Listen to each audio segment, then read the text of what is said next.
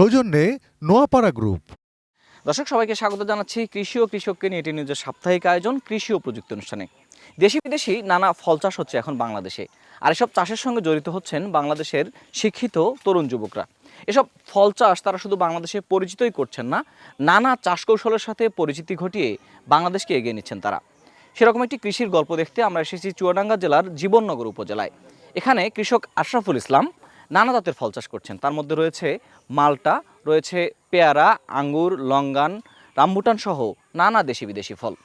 এসব ফল চাষ করে তিনি গার্মেন্টসের মতো একটি লাভজনক ব্যবসা ছেড়ে এসে কৃষক হয়েছেন। কেন আশরাফুল ইসলাম কৃষক হয়ে উঠলেন, তার এই গল্প আজকে কৃষি ও প্রযুক্তি অনুষ্ঠানের মাধ্যমে আমরা তুলে ধরব। পুরোটা সময় আপনাদের সঙ্গে আছি আমি ফেরদৌস রহমান।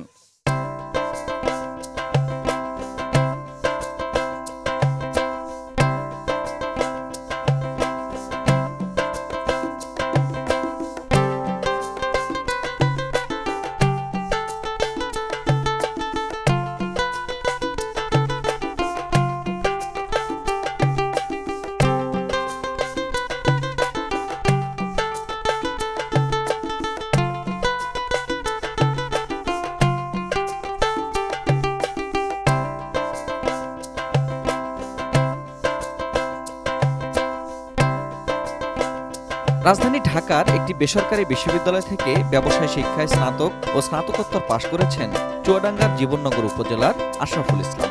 শুরুতে একটি তৈরি পোশাক শিল্পে কাজ করতেন তিনি। পরবর্তীতে নিজেই শুরু করেন তৈরি পোশাক ব্যবসা। ব্যবসা বেশ ভালো চললেও কৃষকের সন্তান আশরাফের মন সবসময় পড়ে থাকত কৃষিতে। এ কারণে ঢাকায় থাকতেই এলাকায় কিছু ফল বাগান করেছিলেন তিনি। করোনায় যখন সবকিছু বন্ধ হয়ে যায় তখন আশরাফুল পুরোপুরি সিদ্ধান্ত নেন ফিরবেন কৃষিতেই। গার্মেন্টস ব্যবসা ছেড়ে এলাকায় এসে শুরু করেন কৃষিকাজ। শুরুটা তত সহজ ছিল না আশরাফুলের। পরিবারের মধ্যেই নানা প্রতিবন্ধকতার শিকার হয়েছেন তিনি, তবু জেদের বশেই এগিয়েছেন নিজের লক্ষ্যে।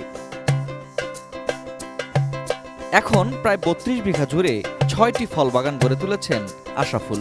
এখানে নানা জাতের ফল ছাড়াও মিশ্র নানা সবজির চাষ করেন তিনি। মালটা, কমলা, পেয়ারা, ড্রাগনের পাশাপাশি সম্প্রতি তিনি গড়ে তুলেছেন আঙ্গুরের বিশাল বাগান। রয়েছে বিদেশি ফল রামবুটান, লঙ্গান সহ নানা জাতের ফল। বছরব্যাপী সবজি এবং ফল চাষে সফলতার মুখ দেখতে শুরু করেছেন আশরাফুল। তার বাগানে নিয়মিত কাজ করে প্রায় ৬ যুবক। এরই মধ্যে তাকে দেখে অনেকেই নিতে শুরু করেছেন কৃষি উদ্যোগ।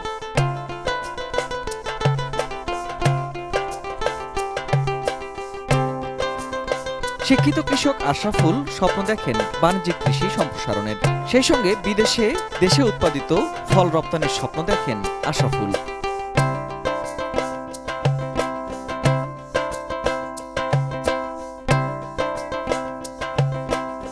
দর্শক, এসব মিশ্র দেশি বিদেশি ফল চাষী আশরাফুল ইসলাম তিনি আমাদের সঙ্গে আছেন। আমরা তার কাছে একটু শুনবো কেন তিনি গার্মেন্টসের মতো একটা লাভজনক ব্যবসা ছেড়ে কৃষিতে হাত দিলেন। শিক্ষিত এই যুবকের গল্প চলুন আমরা শুনি। আশরাফ ভাই, কেমন আছেন আপনি? জি আলহামদুলিল্লাহ, ভালো আছেন। আচ্ছা, আমরা তো এখন আছি আপনার মালটা বাগানে। আপনি মোট মনে হয় ৩৪ বিঘার মতো ফল চাষ করছেন। জি, ৩২ বিঘা। কি কি আছে আপনার একটু শুনি আগে। মালটা, পেয়ারা, ড্রাগন, রামবুটান, লঙ্গান, আঙুর, কমলা, ছোট কমলা, বড় কমলা, মানে চায়না যে কমলাটা। জি জি, চায়নাটাও আছে, দার্জিলিং বলে একটা বড় বড় কমলা, অবিকল বাজারের মতো। ওটা বাজারে কমলার গায়ে একটা আবরণ থাকে, ময়লা ময়লা, ওইটা। বুঝতে পারছি। তার মানে আপনার হচ্ছে বছর ব্যাপী ফল থাকে। জি, বছর, এর মধ্যে দেশি এবং বিদেশি। জি। কেন আপনার মনে হলো যে গার্মেন্টস ব্যবসা ছেড়ে কৃষিতে আসা দরকার? আমার মনে হয় সবচাইতে হালাল উপার্জন কৃষি থেকে আর মনে হয় কোথাও নাই। আচ্ছা আচ্ছা। এখান থেকেই, আর বিশেষ করে আমার পূর্বপুরুষ ওনারা কৃষির সাথে ইনভলভ ছিল, সেই থেকে কৃষিকে ভালোবাসা। ঢাকায় আগে কি কি করতেন? আগে ঢাকার গল্প শুনি। ঢাকায় 2007 সালে আমি একটা প্রাইভেট ইউনিভার্সিটিতে ভর্তি হই। ওখান থেকে 4 বছরের একটা কোর্স করি, বিবিএ, পরে এমবিএটা করি। পরে একটা চায়না ফেব্রিক্সে 1 বছর আন্ডারে অ্যাসিস্ট্যান্ট হিসাবে জব করি। তা আমি ডলারের হিসাবটা খুব ভালো বুঝতাম। তা আমি যখন দেখলাম আমি একটা বিবিএ এমবিএ করা ছেলে, আমার বেতন অনলি 5,000, এবং মিরপুর থেকে মহাখালীর ডিএসএস অফিস করি। ওই সময় বাসার থেকে আরও টাকা দেওয়া লাগে আমার। পরবর্তীতে আমাদের ফ্রেন্ডের সাথে একত্রিত হয়ে একটা ফ্যাক্টরি নেই নারায়ণগঞ্জ শিবু মার্কেটে। ওটা করোনার ভিতরে সামহাও যে কোনো কারণবশত আমরা আর চালাইতে পারিনি ওটা। তারপরে করোনার ভিতরে তো সবই লকডাউন হয়ে গেল। আর তার আগেই আমার এটা শুরু করা, তখন এটাকে আরো বেশি সময় দিতে লাগলাম। আমরা 2 ভাই 1 বোন, আমরা সবাই ঢাকাতে থাকতাম। তখন ওরা আমার সাথে, যখন এগুলোর সাথে আমি ইনভলভ হয়ে গেলাম আস্তে আস্তে, তখন ওরা আমার সাথে ঠিকমতো কথা বলতো না, খারাপ ব্যবহার করতো। মানে আপনি মানে পরিবার থেকে বিচ্ছিন্ন হয়ে গেলেন? বিচ্ছিন্ন। শুধু তাই না, শুধু এই কৃষি করার জন্য, শুধু তাই না, পৈতৃক সম্পত্তিতে যেটা আমি প্রথম বাগান করি 5 বিঘা, যখন আমার আব্বু আমাকে কন্ট্রোল করতে পারলো না, নিষেধ করে আমি শুনছি না বাবা মার কথা, তখন ওনারা ওই বাগান নিয়ে নিল। আমার এই প্রজেক্ট, এই 32 বিঘা প্রজেক্ট চালাইতে আমি যদি বলি অনেক, আমার ডায়েরি আছে, অনেক কাহিনী। আমার ওয়াইফের কিছু গোল্ড ছিল, সেগুলো বিক্রি করে এতে ইনভেস্ট করছি। এটা কেউ জানে না, আমার বাবা মাও জানে না আজ পর্যন্ত। মানে আপনি এতটা কৃষির প্রতি আপনার ডেডিকেশন ছিল আর কি? ডেডিকেশন ছিল সেটা তো অবশ্যই ছিল, কিন্তু আমার একটা স্বপ্ন ছিল যে আমার যতগুলো বাগান আছে আমি এগুলো টিকায় রাখবো যে কোনো মূল্যে, যে কোনো মূল্যে। এতে আমার ওয়াইফ যদি চলে যায় তাও যাক, সমস্যা নাই, বাবা মা তো গেছেই, ও যদি চলে যাক। আচ্ছা, এখন আমরা একটু আপনার এখানে মালটা নিয়ে কথা বলি। এই যে মালটাটা আমরা দেখতে পাচ্ছি, এটা কি জাতের এটা মালটা? এটা 12 মাসি বলে, থাই 12 মাসি। এই মালটার ধরন হচ্ছে গিয়ে, মানে এটার আছে ক্রাইটেরিয়া, এটা যত শুকায় যাবে তত মিষ্টি। আচ্ছা, যত শুকায় যাবে তত মিষ্টি। আমি আপনাদের দেখাচ্ছি, এই যে এই মালটাটা, এই মালটা তো নষ্ট হয়ে গেছে, সবাই কিন্তু নষ্ট বলে ফেলাই দিবে। ইভেন আমাদের যারা কাজ করে এখানে তারাও এটা জানে না, মানে এটা নিচে পড়ে থাকলেও কেউ নেবে না। এটা এটা আমি কাটতেছি, এতে মনে হচ্ছে কোনো রস নাই, শুকাই গেছে অনেক আগেই। তা আপনি ট্রাই করে দেখেন, এটা মিষ্টি কি টক? আসলে এটা মিষ্টি আছে, মানে মনে হচ্ছে যে মিষ্টিটা খুব বেশি আর কি অন্যগুলোর চেয়ে। হ্যাঁ, আমিও তো জানি মিষ্টি, তবে আমার ধারণা এই মালটাটা যদি অনেক দিন হারভেস্ট করে মিনিমাম 10 থেকে 15 দিন ঘরে রেখে দিই, এর একটা রস আছে গায়ে, চামড়ার যে রস, ওইটা শুকায় যাবে এবং মিষ্টটা ডে বাই ডে ইনক্রিজ করবে। কীরকম পরিচর্যাটা করতে হয় মালটা? প্রথম কথা, বাংলাদেশের যে কোনো প্রান্তে হবে মালটা চাষ, জমিটা উঁচু হতে হবে যেন পানি না জমে। আচ্ছা, পানি নিষ্কাশনের ব্যবস্থা থাকতে হবে, উঁচু মাটিতে লাগাতে হবে, গোবর সার দিয়ে লাগালে সবচেয়ে বেটার হয়। আর মাঝে মাঝে রাসায়নিক সার দেবেন, বছরে একবার গোবর সার। সেগুলো দিবেন যে আপনি? এই টিএসপি, এমওপি, ডিএপি, এইগুলো মানে যেগুলো মাটির চাহিদা অনুযায়ী যাবে। জি জি জি। আচ্ছা, আর কি দেখে বুঝবো যে মালটার রোগগুলো এটা হয়েছে, এখন এটা দিতে হবে? এটার হচ্ছে কি পরিচর্যা খুবই কম, মালটা বিশেষ করে মালটা চাষে পরিচর্যা খুবই কম। আমার মনে হয় মাসে একবার কীটনাশক ইউজ করলেই না। কীটনাশকটা কি ধরনের? কীটনাশক মাকড় নাশক, একটা বিষ, সাথে একটা মাকড়, জি, একটা ছত্রাক, এই 3টা। যে কোনো কোম্পানির মাকড়, যে কোনো কোম্পানির ছত্রাক, যে কোনো কোম্পানির বিষ। এই ছত্রাকনাশক, মাকড়নাশক আর কি বিষ বলেন? বিষ, যে কোনো ধরনের বিষ। বিষটা কেন দিবেন? বিষটা দেবেন, এর গায়ে কিছু পোকা থাকে। আচ্ছা, হ্যাঁ, দেখা যায় না, খালি চোখে দেখা যায় না, খালি চোখে দেখা যায় না, ওই পোকাগুলো যেন মারা যায়। আর যখন মালটাটা এই ধরনের হয়ে যাবে, এর একটা মাছি পোকা আছে, এটা ছিদ্র করে, তখন মালটাটা নষ্ট হয়। ওই ছিদ্র যাতে না করে, এই জন্য সবচেয়ে বেটার হচ্ছে গিয়ে ফেরামন ফাঁদ, ওটা আপনারা দেন? জি। একই বাগানে মিশ্র চাষ করছেন, পেয়ারা লাগাইছেন, আবার সঙ্গে মালটা লাগাইছেন, এই মিশ্র চাষটা কেন? মানে মিশ্র চাষ করলে কি হয়, চাষের জন্য ওই যে একটা খরচ, ওই খরচটা উঠে আসে। আমাদের প্রধানমন্ত্রীর কথা, 1 টুকরা জমি ফেলায় রাখা যাবে না। এই দেখেন কলা, আমার এটা তো একদম পরিত্যক্ত জায়গা, কলা গাছ, এটা কোনো যত্ন লাগছে না? কোনো যত্ন লাগে না। এবং এটা কি জাতের কলা?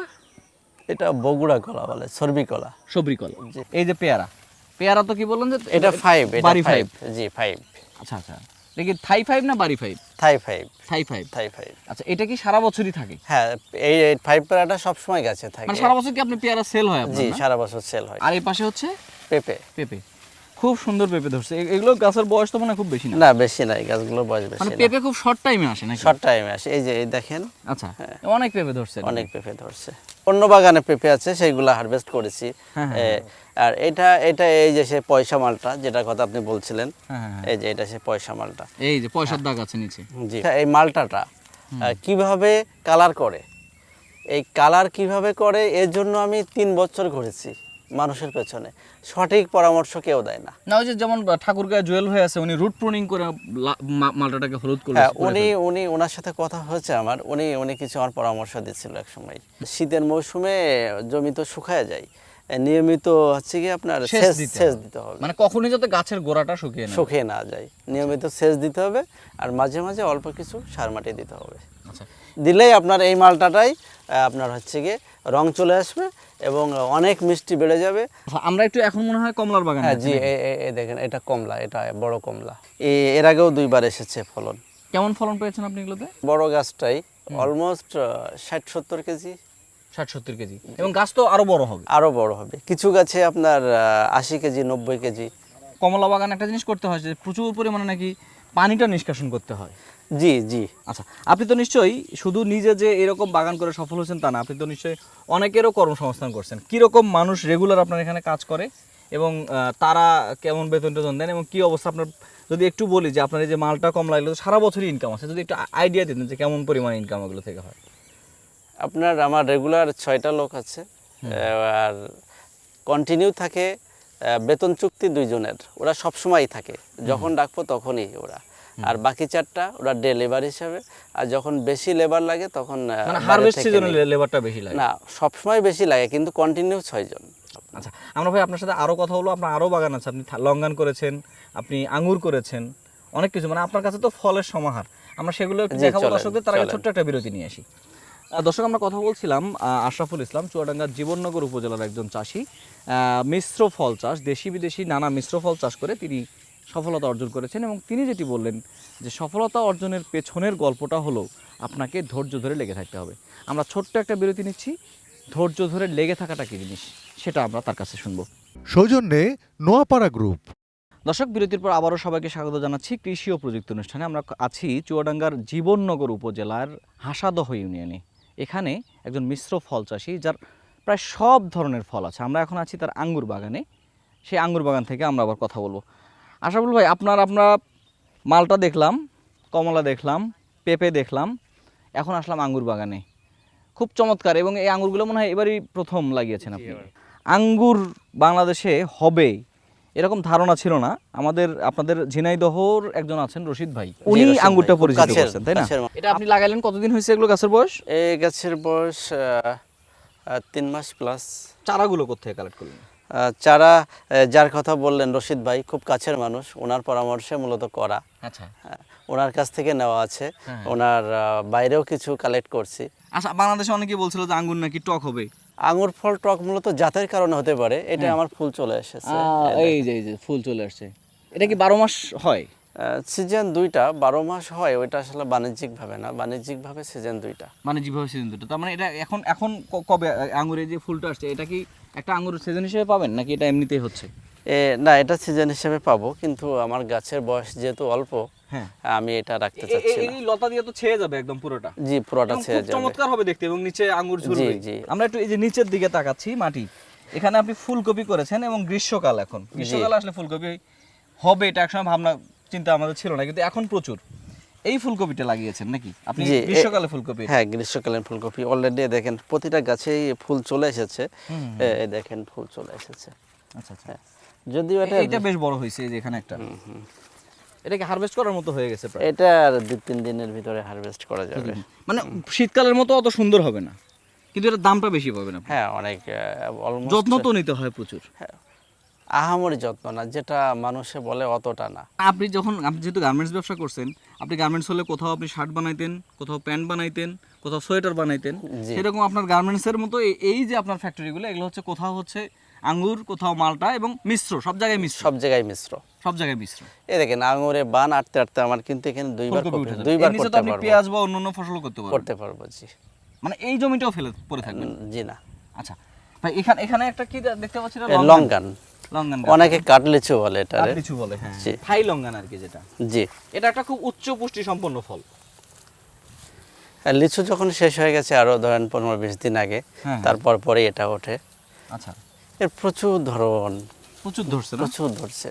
দর্শক আমরা লঙ্গান, থাই লঙ্গান, যেটি লিচুর মতো একটি ফল, কাঠ লিচু নামে আমাদের দেশে অনেক আগে থেকে পরিচিত, কিন্তু অনেকে কিন্তু এটারও চাষ করছেন। এটা হচ্ছে একটা উচ্চ পুষ্টি সম্পন্ন ফল, যেটি আসলে নানা রকম ঔষধি গুণ রয়েছে। এই লঙ্গান আশরাফুল ভাইয়ের বাগানে এসে দেখলাম যে কি পরিমাণ লঙ্গান আসলে ধরতে পারে একটা গাছে, প্রচুর পরিমাণে ধরেছে এই গাছ। আশরাফুল ভাই, আমরা এই লঙ্গান নিয়ে কথা বললাম, আপনার আরও একটা জিনিস আছে শেষ, রামবুটান, যেটা বাংলাদেশে খুবই নতুন, মানে একেবারে খুবই সুস্বাদু একটা ফল, দেখতেও সুন্দর। সেই ফলটা মনে হয় আপনার আছে? আচ্ছা, এই একটা গাছই আছে? না, একটা গাছ না, এই যে বড় গাছগুলো, এগুলো কি এখন এগুলো রামবুটান শুরু হয়নি ধরা? এখানে চুয়াডাঙ্গায় অনেক তাপমাত্রা বেশি, তো এটা আমাদের জন্য উপযোগী না। আচ্ছা, ওই একটা গাছ আছে রামবুটান। আমাদের চুয়াডাঙ্গা জেলাতে আপনারা জানেন অনেক তাপমাত্রা 40+ সবসময়, গ্রীষ্মকালে 40+ থাকে। আমার ধারণা এটা হচ্ছে গিয়ে 30-35 এর নিচে যদি থাকে তাহলে সেই অঞ্চলের জন্য এটা মানে এই চেষ্টাটা আপনার সফল নাও হতে পারে। না, আমাদের চুয়াডাঙ্গা অঞ্চলের জন্য এটা সফল আমি ব্যক্তিগতভাবে মনে করি হবে না, যেহেতু আমার এই গাছের বয়স 4 বছর প্লাস, প্রচুর ফুল হয়, এটা ফলটা আমি পাইনি। কিন্তু অনেকেই পাইছে, নরসিংদী ওনার কাছ থেকেও গাছ নিয়ে এসে আমি লাগাইছি, কিন্তু ফল হয় না। নিশ্চয়ই আপনাদের মতো শিক্ষিত কৃষক যারা, তাদেরকে দিয়ে বানাতে, আপনি বলেছেন ইতিমধ্যে যে সবচেয়ে উন্নত গাড়িগুলো কৃষকরা ব্যবহার করবে। নিত্য নতুন প্রযুক্তি আসতেছে কৃষিতে, নিত্য নতুন তথ্য প্রযুক্তি আসতেছে, নিত্য নতুন জিনিস যুক্ত হচ্ছে, সেগুলোর সাথে চলা, সেগুলোর সাথে থাকা কেন দরকার আপনি বলে মনে করেন? প্রযুক্তি যেটাই নতুন প্রযুক্তি আসুক, প্রতিটা মানুষের ওটা নেওয়া উচিত। আপনি আপনার পায়ের নিচে দেখেন মালচিং করা, খেয়াল করেননি মনে হয়? এই মালচিংয়ে আমার টমেটো ছিল, এই মালচিংয়ে অনেক সুবিধা মালচিংয়ে চাষ করলে। তার মানে এই যে নিত্য নতুন জিনিসগুলো যেগুলো যুক্ত হচ্ছে, আমি এটা অবশ্যই পজিটিভ দিক দেখি, এবং হচ্ছে গিয়ে যারা কৃষক আছে আমি তাদেরকে বলবো, যখনই যে প্রযুক্তি আসুক, এটা তো এমনি আসে না, আমাদের গভর্নমেন্ট পরীক্ষা করেই নিয়ে আসে, বা কৃষি বিজ্ঞানী যারা আছে তারা পরীক্ষা করে নিয়ে আসে। এই জন্য আমাদের পজিটিভ নেওয়াই ভালো এটা। তার মানে আগামী দিনটা হবে কৃষকের বাংলাদেশ, আগামী দিনটা হবে প্রযুক্তির বাংলাদেশ, স্মার্ট বাংলাদেশ। এবং সেই স্মার্ট বাংলাদেশের মানে আপনারা তো নিশ্চয়ই নিচে থেকে সেটা বিনির্মাণে কাজ করে যাবেন। হ্যাঁ, ইনশাল্লাহ। দর্শকদের উদ্দেশ্যে কিছু বলার আছে আপনার? দর্শকদের উদ্দেশ্যে আমি বলতে চাই, আপনারা কেউ ইউটিউব দেখে কৃষিতে আসবেন না। শুধু কৃষি না, কোনো কিছুতে যেন আপনারা ইনভেস্ট করবেন না ইউটিউব দেখে। আপনারা সেটাকে আগে অ্যানালাইজ করবেন, তার সাথে কথা বলবেন। শুধু তার সাথে কথা বললেই হবে না, সেও মিথ্যা কথা বলতে পারবে। আপনি নিজে অবজার্ভ করেন, পরীক্ষা নিরীক্ষা করেন 1-6 মাস 1 বছর, তারপরে আপনি যে কোনো সেক্টরে ইনভেস্ট করেন। আশা করি আপনার রিজিকে যদি থাকে, ইনশাল্লাহ আপনি উইল বি সাকসেস। আসল ভাই, আপনারও সফলতা কামনা করছি, অনেক ধন্যবাদ জানাচ্ছি আপনাকে। আপনাকেও অনেক ধন্যবাদ, ভালো থাকবেন। দর্শক, আমরা কথা বলছিলাম চুয়াডাঙ্গা জীবননগর উপজেলার হাসাদহ ইউনিয়নের আশরাফুল ইসলাম, যিনি অনেকটা বলা যায় যে পরিবারের সাথে যুদ্ধ করে গার্মেন্টসের মতো একটা ব্যবসা ছেড়ে এসেছেন কৃষিকাজে। কিছু জায়গায় তিনি সফল হয়েছেন, কিছু জায়গায় তিনি সফল হননি, কিন্তু যেগুলো তিনি সফল হয়েছেন সেগুলো নিয়ে তিনি সামনের দিনে এগিয়ে যেতে চান। এবং তিনি যেটা বলছেন যে কৃষি হবে বাংলাদেশের ভিত্তি, এবং একসময় কৃষকরাই হবে সবচেয়ে দামি মানুষ। তার সেই স্বপ্নে আমরা স্বপ্ন দিতে চাই, এবং তার প্রতি শুভকামনা জানিয়ে বাংলাদেশের সমস্ত কৃষক যারা এরকম নিত্য নতুন চাষবাস কৌশল, নিত্য নতুন জিনিসকে বাংলাদেশের মানুষের সাথে পরিচিত করছেন, তাদের প্রতি শুভকামনা জানিয়ে আজকের কৃষি ও প্রযুক্তি অনুষ্ঠান এখানে শেষ করছি। সবাই ভালো থাকুন, সুস্থ থাকুন, আর সবসময় এটি নিউজের সঙ্গেই থাকুন। দেখা হবে আগামী পর্বে অন্য কোনো জায়গা থেকে, অন্য কোনো কৃষির গল্প নিয়ে।